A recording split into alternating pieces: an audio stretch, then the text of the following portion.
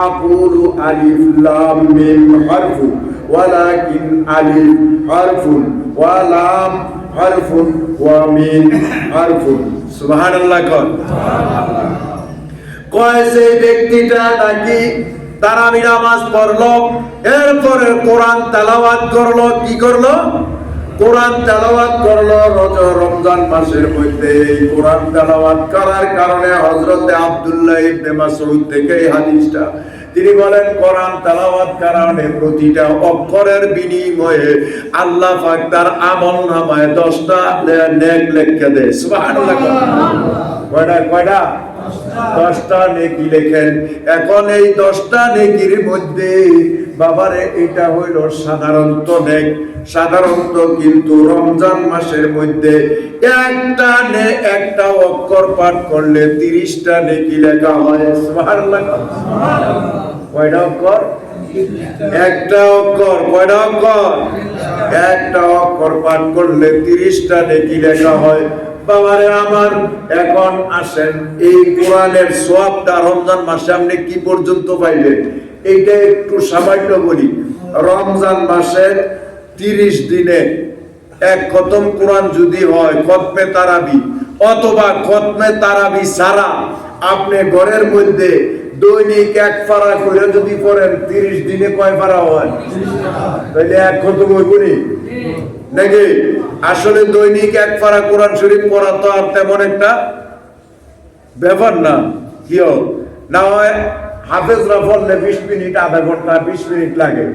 আমনে বললে না 1 ঘন্টা লাগবে এই দুটো ডিফারেন্স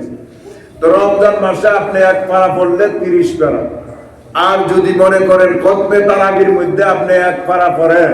এক খতম দেন তাইলে এটার বা সওয়াবটা কি এটার সওয়াবটা কি এখন আসেন আমি পূর্ণ হাদিসটা বলতেছি না মা আয়েশা সিদ্দিকা রাদিয়াল্লাহু তাআলা আনহা থেকে কিরাআতুল কুরআনি ফি সালাতি আফদালু মিন কিরাআতিল কুরআন ফি গায়রিস সালাতি ওয়া কিরাআতুল কুরআন ফি গায়রিস সালাত আফদালু মিনাত তাকবীর ওয়াত তাসবিহ ওয়াত তাসবিহ আফদালু মিনাস সাদাকাতি ওয়াস সাদাকাতু আফদালু মিনাস সাওমি ওয়াস সাওমুল জান্নাতি মিনান নার জান্নাতু মিনাল নার বাহারে আমার আমি ওইদিকে পুরা যাচ্ছি না এখন আসেন বিস্তারিতটা বলা সম্ভবপর না কোরআন তেলাওয়াত যদি করা হয় রমজান মাসের মধ্যে এই কোরআন তেলাওয়াতের বিনিময়ে একটা অক্ষরের বিনিময়ে আল্লাহ পাক এই কোরআনের মধ্যে আয়াত হইল 6600 জোরে বলেন আয়াত কয়টা 6666টা আয়াতের মধ্যে মূল অক্ষর বা হরফ যেটারে বলি আলিফ লাম মিম জা লাম কাফ বা তা এরকম ভাবে যে অক্ষরগুলি এই অক্ষর হইল মোট 3,66,392টা আর জোরে বল না একটু কয় লক্ষ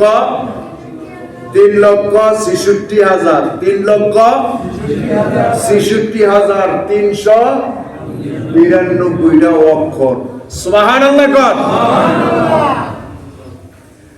বাবারে আমার এই রমজান মাসে যদি তুমি একটা কোরআন তেলাওয়াত করো খতম দাও পুরুষ না মহিলা মা বোনেরা যদি ঘরের থেকে কেউ কোরআন তেলাওয়াত করে আর রমজান মাসে যদি একটা খতম কোরআন তেলাওয়াত করে তাইলে আল্লাহ জাল্লা শানু নবীজি ডিক্লেয়ার দিবেন মা আয়েশা সিদ্দিকা থেকে এই হাদিসটা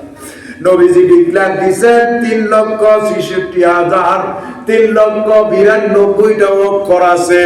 এই 3,66,000 তীরে যদি তুমি 10 দিয়া গুণ করো তাইলে কত হইব 3,10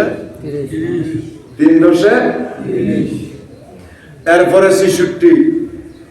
10 দিয়া গুণ করার পরে 36,63,920 অক্ষর হইল 3 লাখ এখন 10 গুণ দিলে কত হইব মোট সংখ্যায় 36, 3 দশে 30, 3 লক্ষরে 10 দিয়ে দিলে 30 লক্ষ হইব। এখন সর্বমোট মিলাইয়া 36,63,920টা নেকি আপনার আমলনামায় লেখা হবে। সুবহানাল্লাহ। কয়টা? 36 লক্ষ উপরে 36,63,920টা নেক আপনার আমলনামায় লেখা হবে। গুনাহ মাফ করে দিব। বাবা 10 দিয়া গুণ দেওয়ার পরে তা হইছে। এখন আমার নবী কয়, না রে না,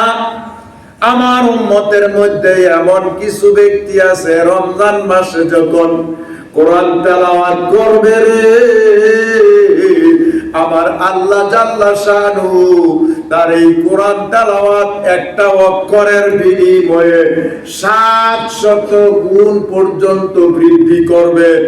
এই হিসাবে 3,66,392টা অক্ষরের সওয়াব হবে।